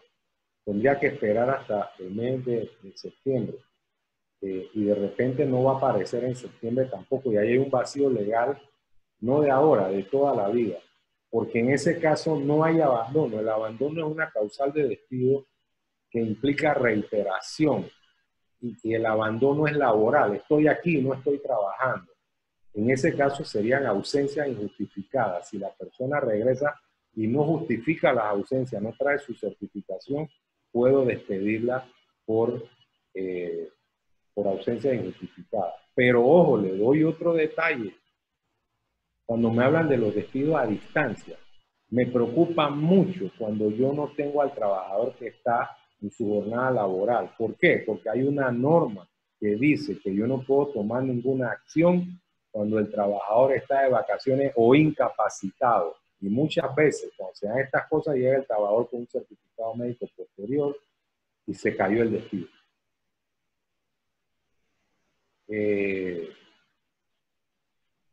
Profesor, sí, adelante. Con respecto a lo que... Adelante. Bueno, con respecto a la joven, cuando usted mencionó de una renuncia virtual, ¿a qué se refiere? ¿Es un correo electrónico? O, sí. No sé, correo electrónico. Hay un, o sea, correo, que si esta hay un correo electrónico que se manda al Ministerio de Trabajo. El Ministerio de Trabajo ha habilitado esa posibilidad de que usted pueda, que la persona pueda renunciar y notificarle al ministerio de tal manera que eso se entienda como ratificación. Recuerden que en términos normales el ministerio recibe la carta y le pone ratificada, y esa es la carta que se le entrega al empleador. Si la carta no está ratificada, no tiene ningún valor. Por eso le digo, renuncia verbal o renuncia sin el sello del ministerio, sin las fórmulas que está estableciendo ahora virtuales, no se puede aceptar como una renuncia. O sea, que si yo tuviera un colaborador en el caso de la joven que está exponiendo y yo le solicito que lo ratifique o que lo haga de manera virtual en el Ministerio de Trabajo, ya eso sí se podía tomar como renuncia. Sí se pudiera tomar como renuncia, sí. Ok, dele, gracias. Sí, sí. ¿Qué pasa con la incapacidad de un colaborador que es detectado COVID-19? ¿Quién asume el pago del empleado? ¿Caja de Seguro Social o gobierno? Esa es una muy buena pregunta. Originalmente se decía que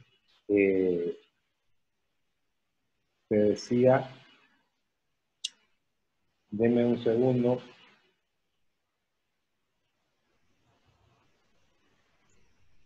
Originalmente se decía que debía haber una certificación del Ministerio de Trabajo y que nos íbamos a la caja del Seguro Social. A mi juicio, y tomando en cuenta lo que dice el Código de Trabajo, es una enfermedad no profesional y eso tendría que ir contra el Fondo de Incapacidad del artículo 200 del Código de Trabajo. Para mí eso es así. Dice, si tengo una persona extranjera con contrato definido y ahora está embarazada, ¿puedo terminar la relación igual en el periodo de suspensión? Sí, la única excepción que existe para terminar la relación con personas embarazadas es que haya un contrato definido, pero me ponen la arandela de que es una extranjera. Hay que ver cuántos permisos de trabajo tuvo, porque hay una jurisprudencia reciente que dice que cada vez que termina el contrato de trabajo que sustenta el permiso correspondiente, yo debo terminar esa relación y pagarle las prestaciones antes de constituir una nueva, porque en algunos casos se ha entendido que la relación es indefinida y ahí sí estaríamos en una situación un poco complicada, pero habría que ver las características específicas del caso. ¿Quién paga en caso de COVID-19? Vuelvo a la respuesta. Originalmente se dijo que el Ministerio de Salud iba a emitir una certificación y esta se llevaba a la caja de Seguro Social. Pero a mi juicio es una enfermedad no profesional y al ser no profesional nos vamos al fondo de incapacidad que tiene el trabajador en virtud del artículo 200 del Código de Trabajo. Hasta que se diga otra cosa. El tema más crítico es, por ejemplo, cuando se decreta una cuarentena a una persona que no está enferma, pero que hay una duda.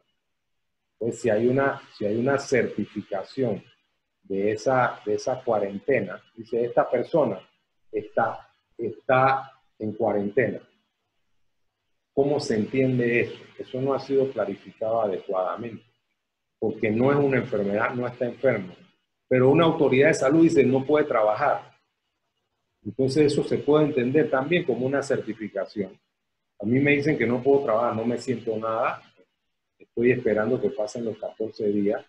Y la autoridad de salud me dice, usted no puede trabajar. A mi juicio, en el extremo de un reclamo, volvemos al artículo 200, porque hay una certificación sanitaria que dice, esta persona no puede trabajar por esta cantidad de días.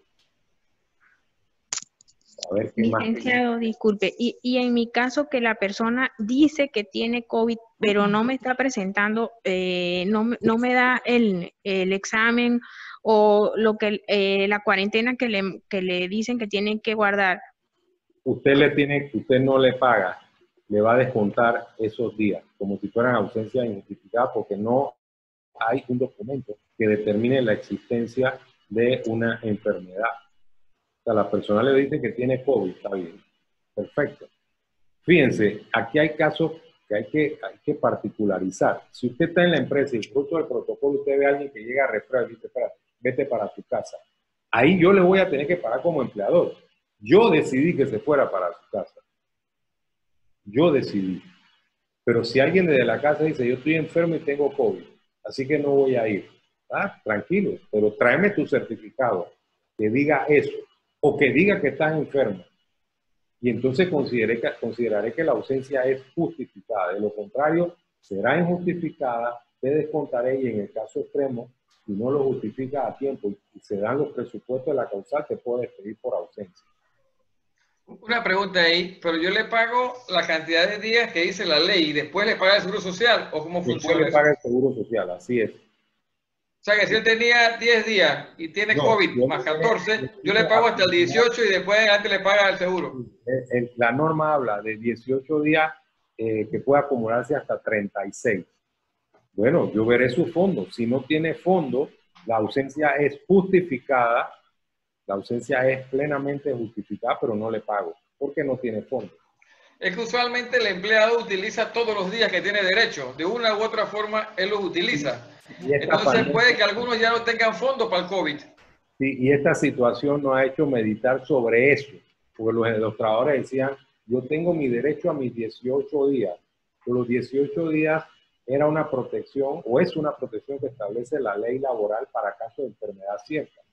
Entonces, claro, ahora mucha gente está diciendo, oye, yo malgasté esos 18 días sin que estuviese enfermo, y ahora lo necesitan. Entonces ahí está el tema, ¿no? De la valoración de la figura cuando se necesitan y cuando hacemos mal uso de ellos. No sé si existen otras preguntas que no veo más aquí. Bueno, yo quiero decirle a los que atienden el seminario que aprovechen que están con el mejor abogado laboral de Panamá. Así que pregunten todas sus inquietudes. Y bueno, Rom, mira, veo una mano alzada ahí en el chat de Rosalía. No sé si es viejo o Sí, es es... viejo, ya usted me aclaró la pregunta. Sí, Muchas sí, gracias, licenciado. sí, fíjense, Rommel es muy generoso conmigo. Lo cierto es que nosotros estamos en una firma que tiene más de 40 años de dedicarse a la materia laboral, a nivel de los derechos de las empresas. Estos son temas apasionantes por lo novedoso. Muchos de estos temas no tienen respuestas en blanco y negro, porque se han presentado por primera vez en Panamá. Sin embargo, tenemos la oportunidad de estar conversando con las autoridades porque estamos representando a la empresa privada, a una parte de la empresa privada en la mesa de reactivación laboral y económica. Y además en el Consejo Nacional de la Empresa Privada se realizan reuniones todos los días a las 9 de la mañana. Y hemos tenido encuentros con las autoridades para precisar el alcance de las normativas, ¿no? Eso nos permite tener una visión un poco más amplia de lo que está ocurriendo, de lo que va a ocurrir. Pero estamos aquí para clarificar dudas o ayudar a entender algunas cosas que están ocurriendo. Hay dos preguntas ahí más, creo, en el WhatsApp. Vamos a ver. En el chat, digo. Vamos a ver aquí. Dice, la enfermedad por COVID-19 se descuenta del fondo de incapacidad. A mi juicio, sí. A mi juicio, sí. O sea, es una enfermedad no profesional. Mi juicio es así. Favor ampliar lo indicado al inicio sobre sanciones en cuanto a los protocolos alcance de las sanciones. Hay dos vertientes. Primero debo decir, los protocolos los debemos tener y van a ser auditados por las autoridades, pero tenemos un periodo de 4 meses para cumplir con ellos. O sea, el protocolo, la exigencia del protocolo no va a ser la motivación que impida que no vamos a abrir si nos toca abrir en virtud del bloque correspondiente. Hay sanciones administrativas por parte del Ministerio de Trabajo por no tener las medidas de seguridad. Hay sanciones penales si hay negligencia por parte de la empresa. Si la empresa no tiene los elementos de seguridad, si hay negligencia, podría haber una investigación penal y podría llegar, en caso de que se comprueben los supuestos, a una condena de 10 a 15 años. Además, hay algo que se llama responsabilidad penal empresarial, que puede significar el cierre de la empresa, dependiendo de la gravedad. Digo, si un auditor ve a una persona que no tiene mascarilla, no creo que las consecuencias van a ser las más fuertes, como las he mencionado, pero sí puede haber sanciones. Entonces es muy importante que se cumplan los protocolos, que haya un audit interno del cumplimiento por parte de los trabajadores y que se den las sanciones a aquellos remisos que no quieran cumplir por arbitrariamente cumplir las normas. las normas.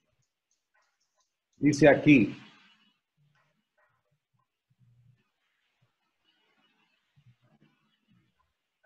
vamos a ver.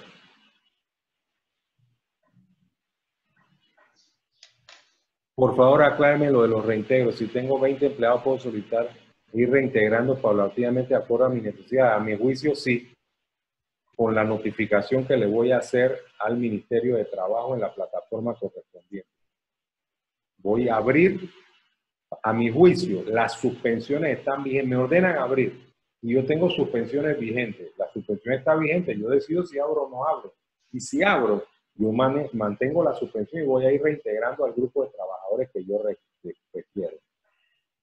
Una consulta que se sale del tema, ahí está Romen, este no es del tema, pero vamos a contestarla. Un trabajador que envía un chat a un superior compañero con amenaza y falta de respeto, se puede utilizar el chat como prueba. En las causales de despido, la prueba es por parte del empleador. La amenaza es una causal de despido. Los actos de injuria, amenaza o violencia son causales de despido. El problema material aquí es cómo lo pruebo. O sea, tendría que probar que efectivamente eso vino del teléfono del trabajador y que fue él el que mandó ese mensaje. Habría que ver eso cómo se prueba. De repente, yo cito al trabajador y le hago un derecho a ser oído. Y le digo, mire, nosotros recibimos esto. ¿Usted por qué mandó eso? Lo pongo así en términos imperativos. A ver qué responde para tratar de cuadrar la causal y tener más fuerza frente a un tribunal. ¿Cuál es el tiempo máximo que se puede solicitar licencia sin goce de salario? No existe. Dice que debe ser temporal. Pues yo, como les dije, puedo decir 6 meses, 7 meses, 8 meses. A mi juicio, eso es perfectamente válido, porque en una relación indefinida no hay un periodo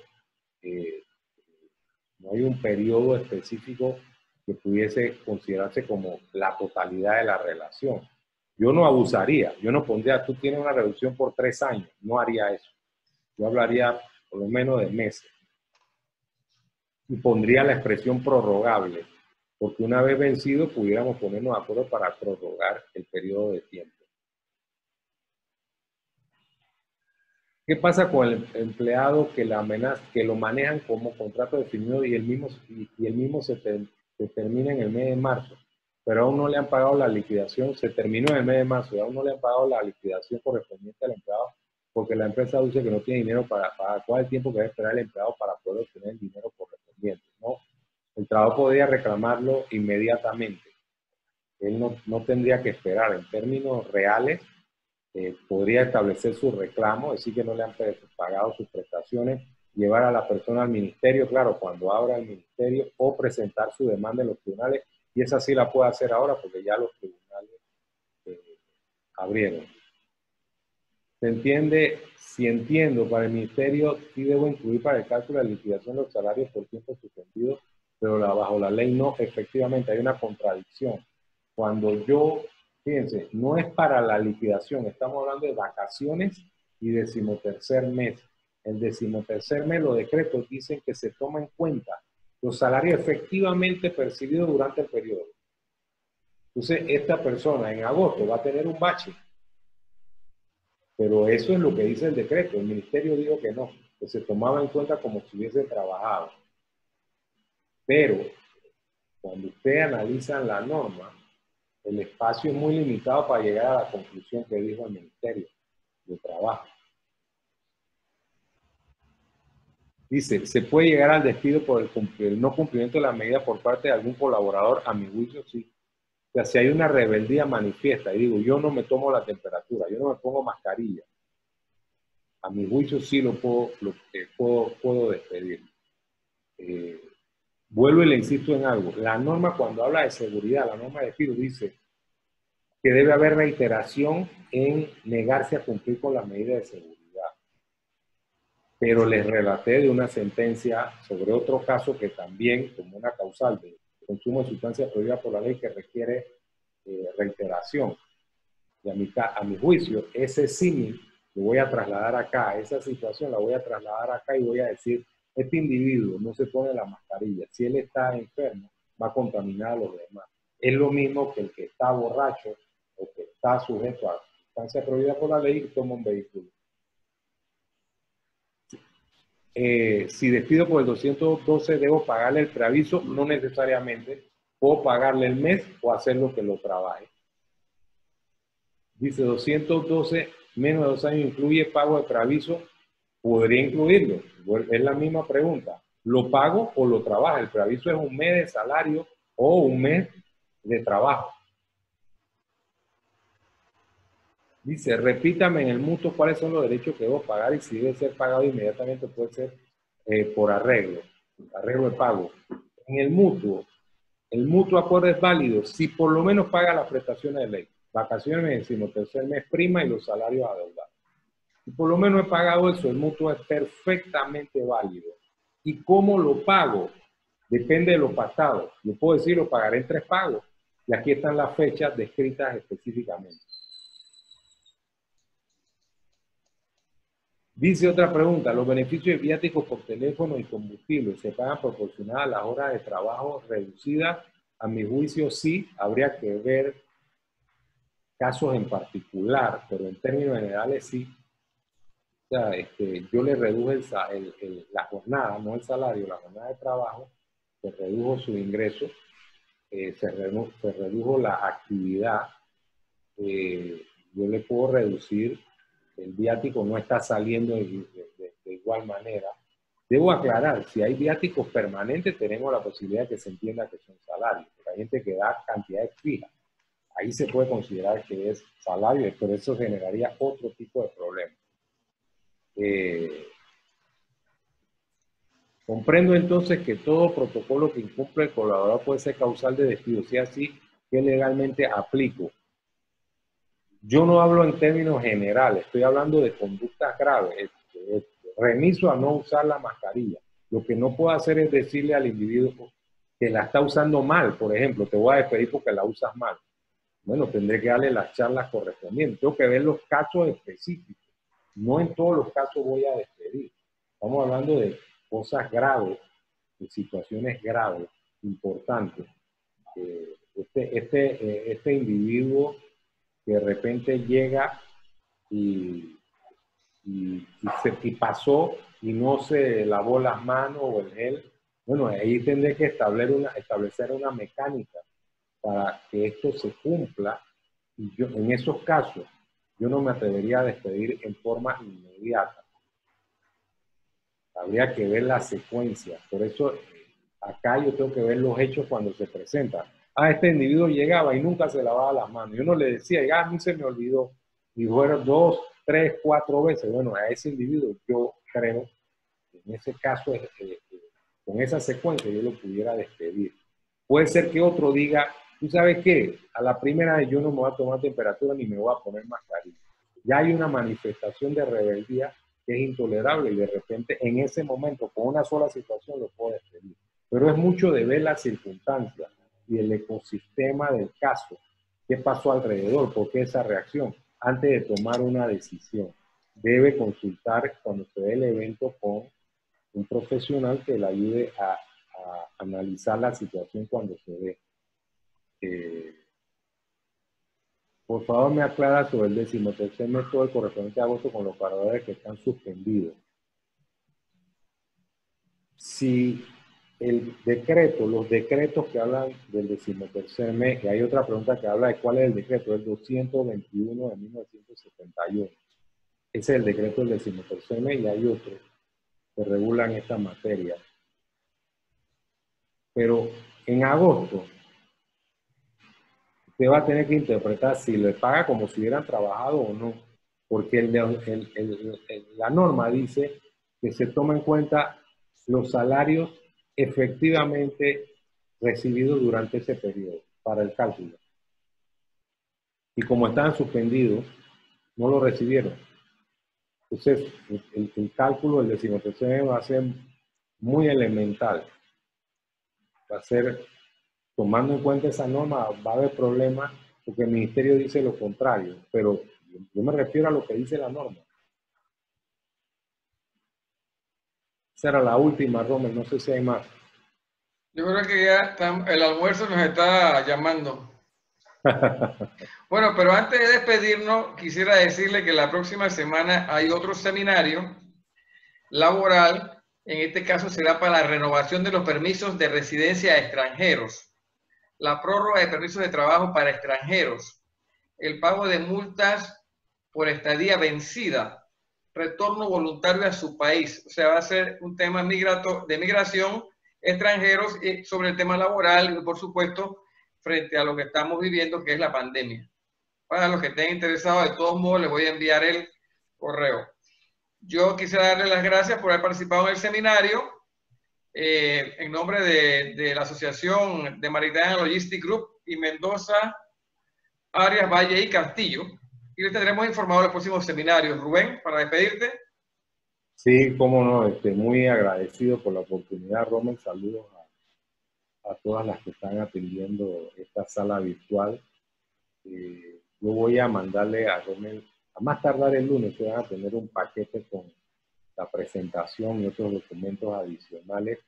En la presentación está mi correo electrónico. Si tienen alguna duda o alguna situación adicional, ustedes pueden tomar una captura de pantalla allí con mi correo electrónico. Se les enviará el video también con la presentación. Cualquier cosa estaremos a disposición, ¿no? Para hacer cualquier aclaración con mucho gusto.